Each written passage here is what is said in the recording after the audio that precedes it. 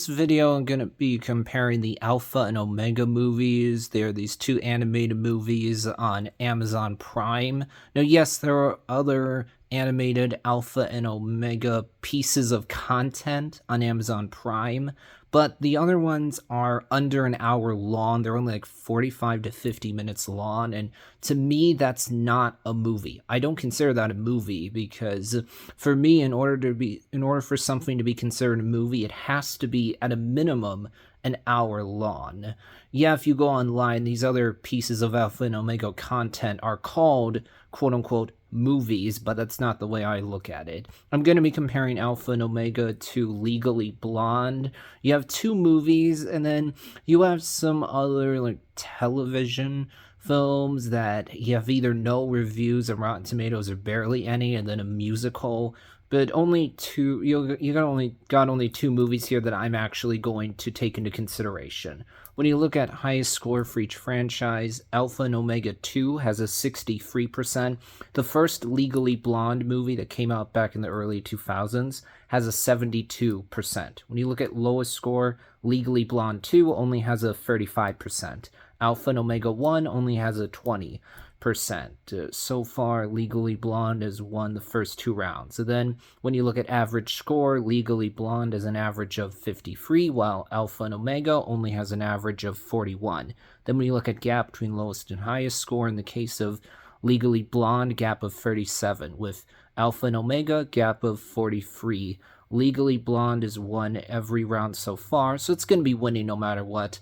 I just watched Alpha and Omega 1 and 2 literally just yesterday. I hadn't seen them before. By the time I was done watching both of them, I was like, okay, yeah, they were all right. They don't really make big mistakes, I would say. But on the other hand, there are other animated movies that are a lot better than Alpha and Omega. There's other animated movies that I'm far more likely to rewatch than Alpha and Omega. I thought, okay, these movies are enjoyable enough, entertaining enough. It's not like I was bored, but I was also thinking, okay, these are pretty standard animated films. I mean, they're competent, I would say, but they don't really do anything fantastic. They don't really do anything to stand out. It's like, okay, yeah, just, two more animated films that are fine. They're entertaining enough, but not really all that memorable. Nothing to really write home about.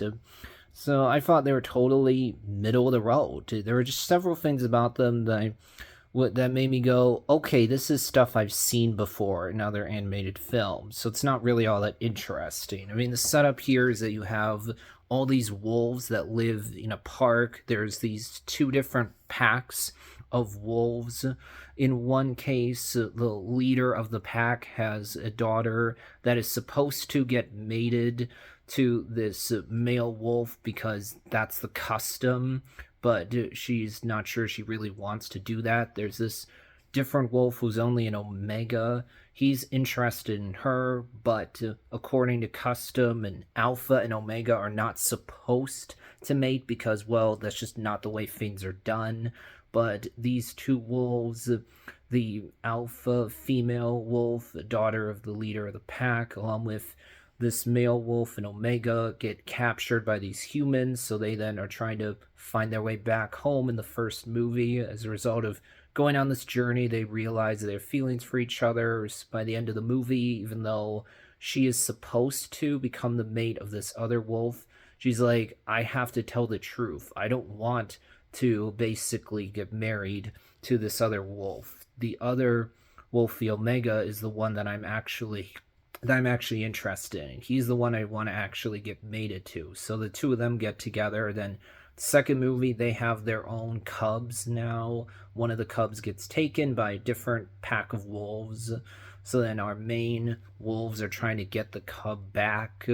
Several of these main plot points here feel like something I've seen before. It's not that I can recall specifically what animated films contain these elements, these plot points, but they just felt familiar to me.